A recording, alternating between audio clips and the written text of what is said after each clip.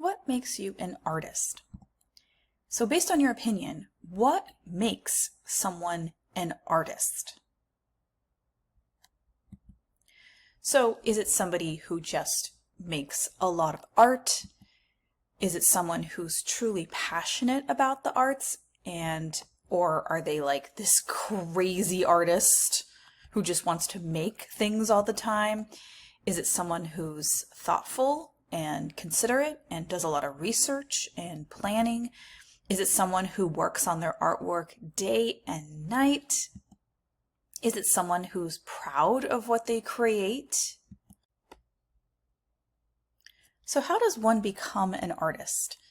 Is it their experience in school, whether it's high school, college, and beyond? Is it apprenticing with or for an artist, such as being an artist's assistant?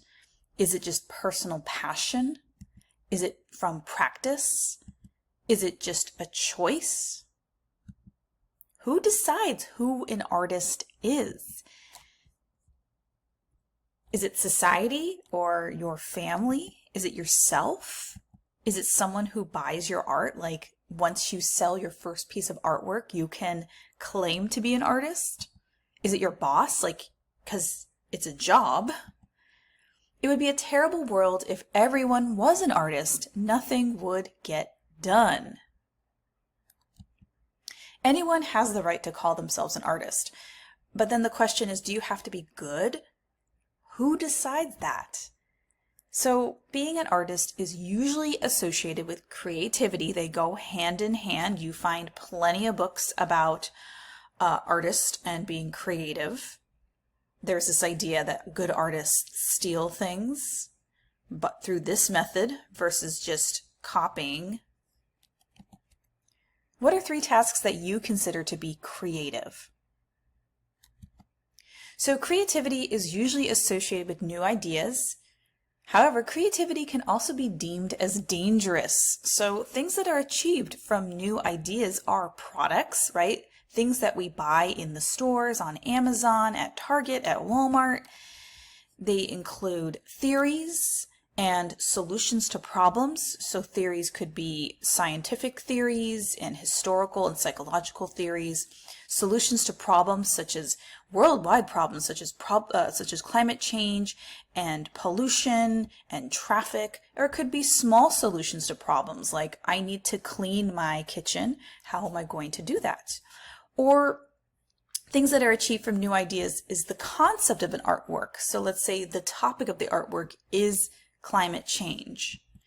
And also new ideas cause political change, and this can be dangerous sometimes. So what was the most creative thing you did last week? You can be creative in many ways. We can say you can be creative in an artistic way, but we can also say you're creative in a cognitive way. So an example of artistic is expressing your emotions and feelings in either something visual or musical or lyrical or even theatrical.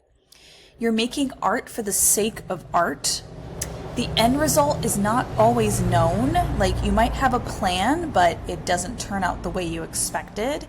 And artistic can also be subjective because it is your own personal point of view.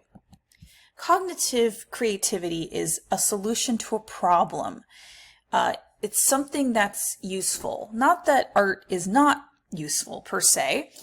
The end result is typically known, such as that your problem is you need to clean the kitchen. Well, the end result is going to be a clean kitchen. And cognitive creativity has the option of flexibility. Things can change. We're thinking about the ability to be creative.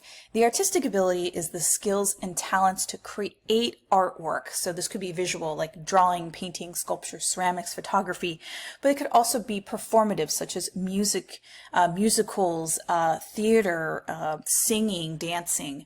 The creative ability is the skills and talents are used with our imagination to create and solve problems. So here are some examples. An artistic act is decorating a house. The creative act is building the house.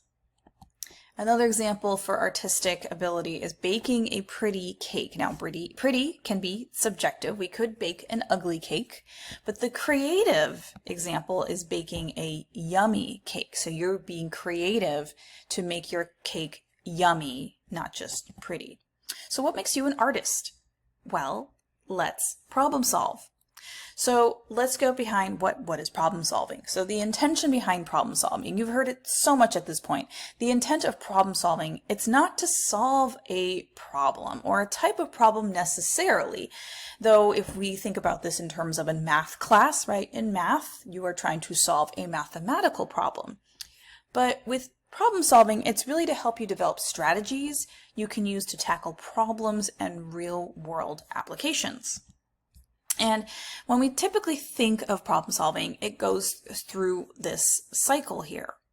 Defining the problem, brainstorming solutions, picking a solution, implementing the solution, and reviewing the results. But in real life, it's not that linear. You might define the problem and then pick a solution right away, but then you realize there were other things you should have considered, or you pick a solution and then you just try it out and then you review the results and you realize, oh, I didn't do a good job. I need to go back and redefine the problem.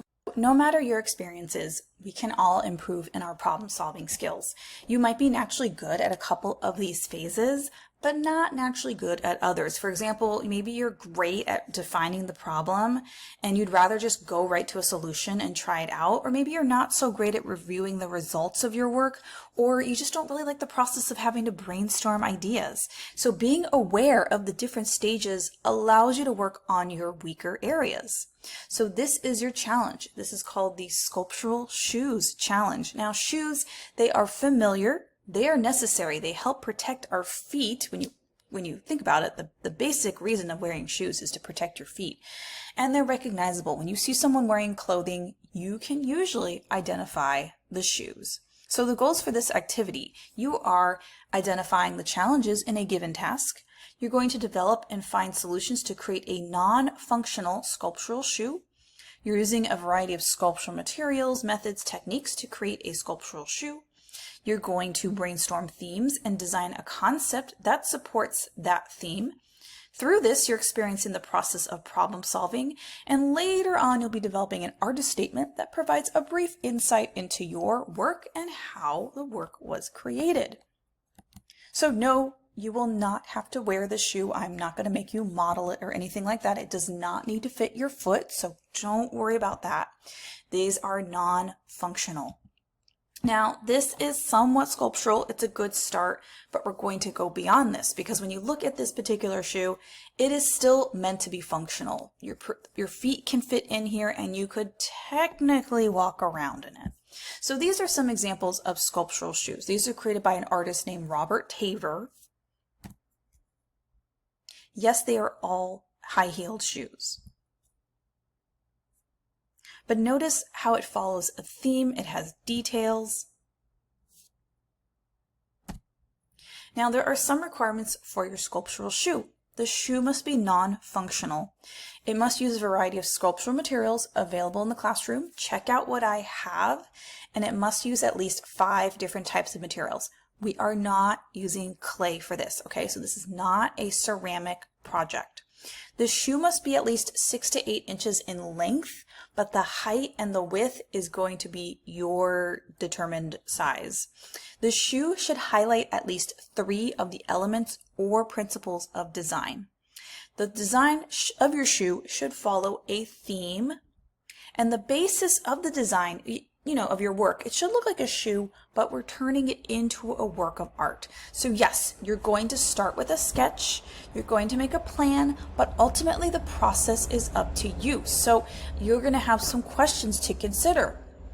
How will you work with the art materials that are available? How will you combine them together? What sculptural processes will you be using? So remember, the basis of the design should look like a shoe, but we're turning it into a work of art.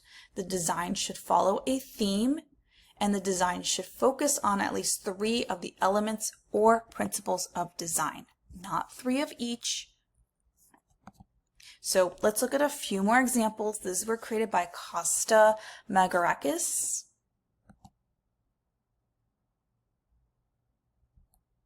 And these were created by Beat Carlson.